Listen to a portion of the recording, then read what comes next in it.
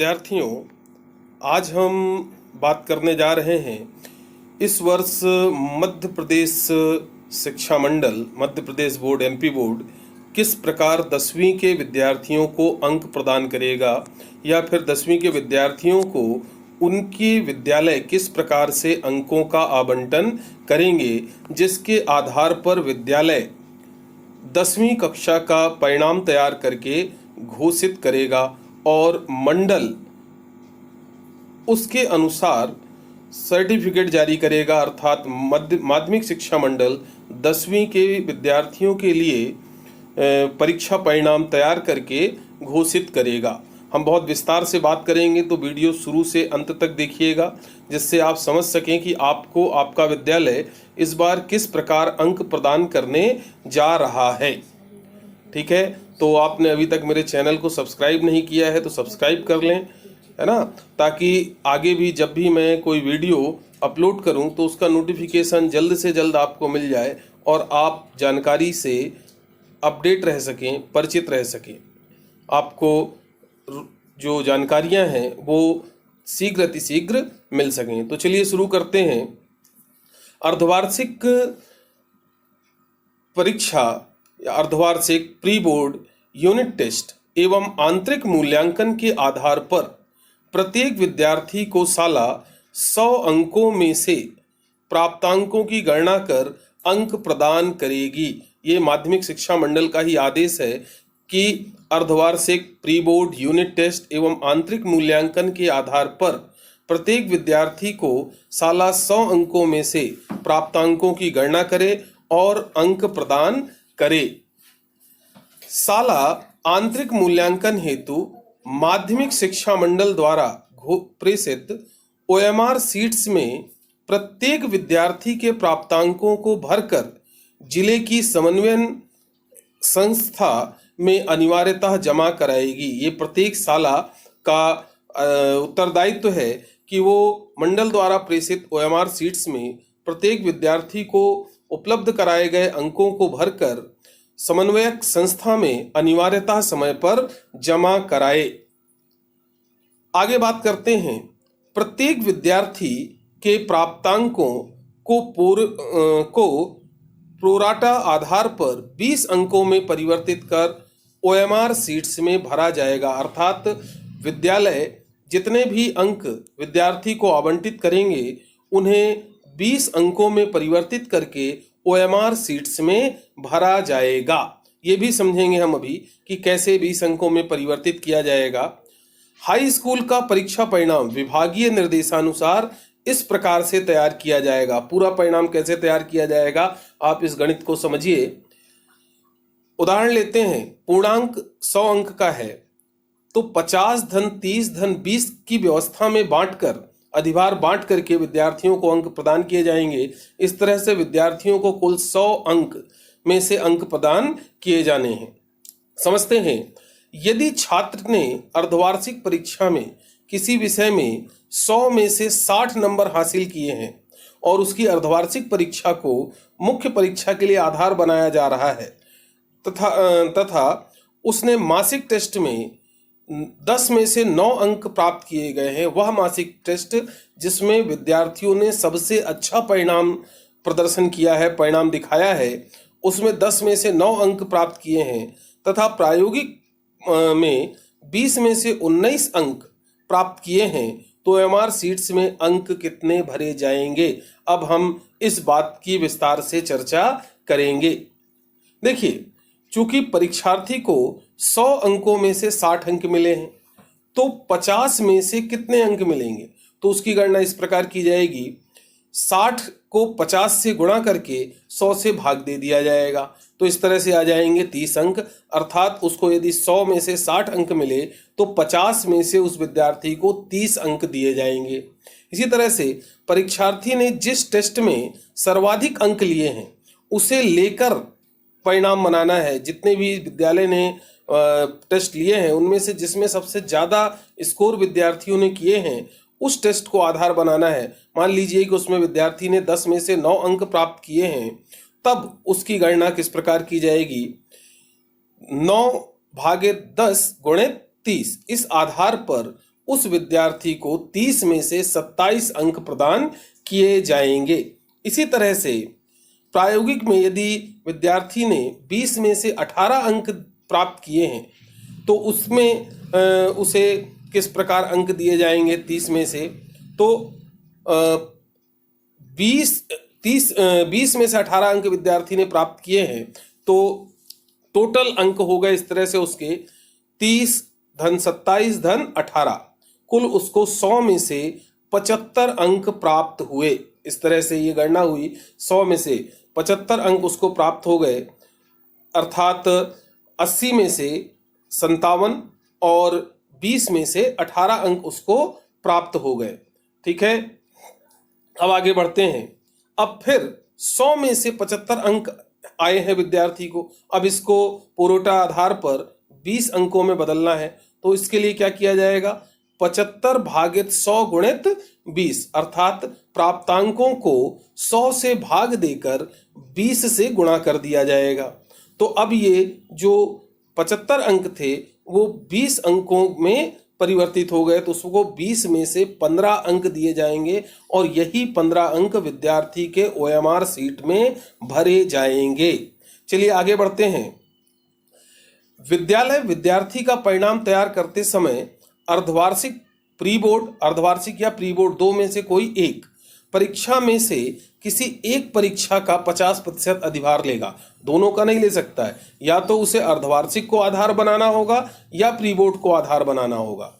Unit test में 30% अधिभार और यूनिट टेस्ट में 30% अधिभार, और ये भी विद्यालय को ध्यान में रखना होगा कि यदि उसने एक से ज़्यादा यूनिट टेस्ट लिए हैं तो उसी यूनिट टेस्ट को शामिल करे जिस यूनिट टेस्ट में विद्यार्थियों ने सबसे अच्छा प्रदर्शन किया है, अर्थात जिस यूनिट टेस्ट में विद्यार्थियों को सबसे अच्छे अंक प्राप्त हुए हैं। आंतरिक मूल्यांकन के प्रतिवर्ष की भांति 20% अधिभार विद्यार्थियों को प्रदान किए जाएंगे। जैसा पिछले वर्ष तक चल रहा था, 80-20, 80 अंकों की मुख्य परीक्षा हुआ करती थी और 20 अंकों का आंतरिक मूल्यांकन हुआ करता था। तो हर वर्ष की तरह इस वर्ष भी आंतरिक मूल्यांकन के 20 अंक विद्यालय द्वारा प्रदान किए जाएंगे। आगे बात करें, उपरोक्त के आधार पर अब यदि विद्यार्थी को 100 में से 80 अंक मिलते हैं तो विद्यार्थी को, मंडल कहता है कि यदि विद्यार्थी को इन सभी बातों के आधार पर यदि 100 में से 80 अंक मिलते हैं तो OMR सीट में पोराटा आधार पर उसे टोटल 16 अंक दिए जाएंगे, अर्थात OMR सीट में उसके अंकों को 16 अंक दर्शाया जाएगा। और ध्यान रखें, हाई स्कूल की प्रायोगिक परीक्षा इस वर्ष आयोजित नहीं की जाएगी, है ना। किसी भी विषय की हाई स्कूल में प्रायोगिक परीक्षा आयोजित नहीं की जाएगी, किंतु प्रायोगिक परीक्षा के अंक भी आंतरिक मूल्यांकन की भांति संबंधित संस्था प्रायोगिक विषय की OMR सीट्स पर प्रदान करेगी। मंडल ने आंतरिक मूल्यांकन के लिए और प्रायोगिक विषय के लिए OMR सीट विद्यालयों को उपलब्ध करा दी हैं। विद्यालय को प्रायोगिक परीक्षा के अंकों को प्रायोगिक परीक्षा की OMR सीट में भरकर मंडल को प्रेषित करना है। शाला के प्राचार्य का साथ में उत्तरदायित्व होगा कि जिस आधार पर, जिस प्री बोर्ड या अर्धवार्षिक, यूनिट टेस्ट अर्थात इकाई परीक्षा और साथ ही साथ में जो भी अभिलेख जिसके आधार पर विद्यार्थियों का परिणाम विद्यालय तैयार कर रहा है, उससे संबंधित मूल अभिलेख को शाला के प्राचार्य को सीलबंद लिफाफे में विद्यालय में संधारित करना होगा। और यदि किसी कारणवश उसकी आवश्यकता पड़ती है, मंडल उसकी मांग करता है, तो इन सभी अभिलेखों को विद्यालय का प्राचार्य मंडल को उपलब्ध कराएगा। यह जवाबदारी विद्यालय के प्राचार्य की होगी।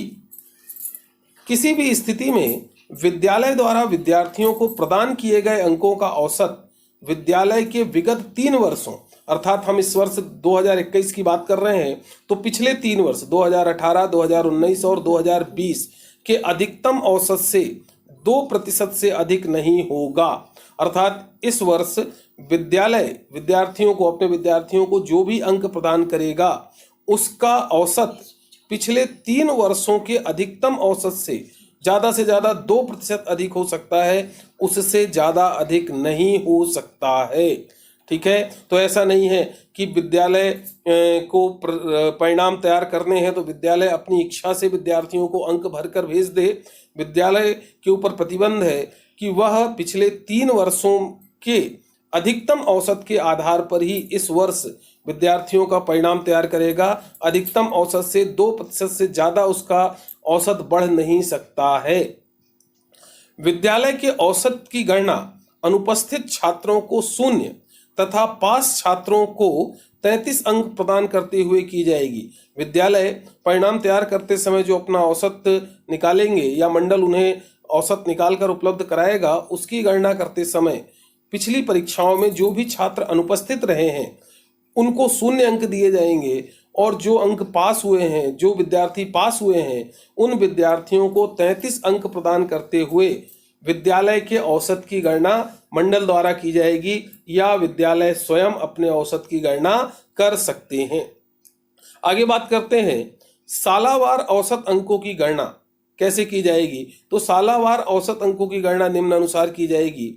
हाई स्कूल परीक्षा वर्ष 2021 हेतु साला के औसत अंक कैसे निकाले जाएंगे, तो इसका सीधा सा फॉर्मूला बनेगा, सूत्र बनेगा। हाई स्कूल परीक्षा वर्ष 2021 हेतु साला के औसत अंक बराबर विगत वर्ष विद्यार्थियों को प्राप्त अंकों का योग, मतलब जिस वर्ष का औसत निकाल रहे हैं उस वर्ष विद्यार्थियों ने जो अंक प्राप्त किए गए हैं सभी विद्यार्थियों के अंकों का योग बटे विगत वर्ष विद्यार्थियों की कुल संख्या। विद्यार्थियों की कुल अंकों को कुल संख्या से भाग देना है, बस सीधा सा गणित है। उदाहरण स्वरूप मान लीजिए विगत वर्ष में 92 विद्यार्थी थे जिन्होंने कुल 30,467 अंक प्राप्त किए, तो 2021 हेतु साला का औसत होगा 30,467 बटे 92 अर्थात 331.16। तो इस वर्ष अर्थात 2021 की परीक्षा में विद्यालय जो भी अंक प्रदान करेंगे अपने विद्यार्थियों को, सभी विद्यार्थियों के अंकों का औसत 331.16 से अधिक किसी भी स्थिति में नहीं होना चाहिए। यह हर विद्यालय के लिए अलग अलग होगा। यदि साला द्वारा विद्यार्थियों को औसत अंकों से अधिक अंक प्रदान किए जाते हैं, मान लीजिए कि इन सब चीज़ों के बावजूद भी कुछ विद्यालय अपनी मर्जी से विद्यार्थियों को कुछ भी अंक प्रदान कर देते हैं या भरकर भेज देते हैं, तो ऐसी स्थिति में क्या होगा। ऐसी स्थिति में मंडल अंकों का मॉडरेशन इस प्रकार करेगा कि किसी भी स्थिति में साला के सभी विद्यार्थियों को प्राप्त अंकों का औसत विद्यालय के विगत 3 वर्षों के अधिकतम औसत से 2% अधिक ना हो। यदि विद्यालय अपने तरीके से कुछ भी परिणाम बना के भेज देता है तो मंडल अपने आप स्वतः उसका मॉडरेशन करेगा और ये मॉडरेशन मंडल द्वारा इस प्रकार किया जाएगा कि उसके द्वारा जो अंक प्रदान किए गए हैं वो विद्यालय के विगत 3 वर्षों के अधिकतम औसत से 2% से ज्यादा ना हो, ये मंडल ध्यान रखेगा। और ऐसी स्थिति में जो प्राचार्य हैं, संबंधित विद्यालय है, उसकी मान्यता निरस्तीकरण आदि की कार्यवाही भी मंडल द्वारा की जा सकती है या उसकी अनुशंसा की गई है। उपरोक्त शर्त के उल्लंघन की स्थिति में मंडल द्वारा मॉडरेशन इस प्रकार किया जाएगा कि समस्त विद्यार्थियों के अंकों में समानुपातिक कटौती हो। जब विद्यालय आवश्यकता से अधिक मार्क्स अंक भरकर भेज देंगे तब ऐसी स्थिति में विद्यालय मॉडरेशन करेगा, अंकों का निर्धारण पुनः करेगा और इस प्रकार करेगा कि सभी विद्यार्थियों के अंकों में समानुपातिक कटौती हो, अर्थात एक समान जो है अंकों की कटौती की जाए। अंकों की कटौती का क्रम क्रमशः तृतीय भाषा, प्रथम भाषा, द्वितीय भाषा और सामाजिक विज्ञान, विज्ञान, गणित रहेगा। इस क्रम में मंडल विद्यार्थी के अंकों की कटौती करेगा यदि प्राचार्य नियम से अधिक अंकों को भरकर भेज देते हैं तो। और विशेष बात यह है कि इस वर्ष जो भी विद्यार्थी अपने विद्यालय में आयोजित की जाने वाली अर्धवार्षिक परीक्षा, प्री बोर्ड परीक्षा, इकाई परीक्षा अर्थात टेस्ट आदि में उपस्थित रहे हैं, केवल उपस्थित रहे हैं, उन सभी विद्यार्थियों को मंडल 33% उत्तीर्णांक के साथ उत्तीर्ण घोषित करेगा। अर्थात यदि आप विद्यालय में आयोजित होने वाली परीक्षाओं में केवल शामिल हुए हैं, फेल भी हुए हैं, तो भी मंडल आपको वार्षिक परीक्षा में अनुत्तीर्ण घोषित नहीं करेगा, आपको मंडल वार्षिक परीक्षा में उत्तीर्ण ही घोषित करेगा।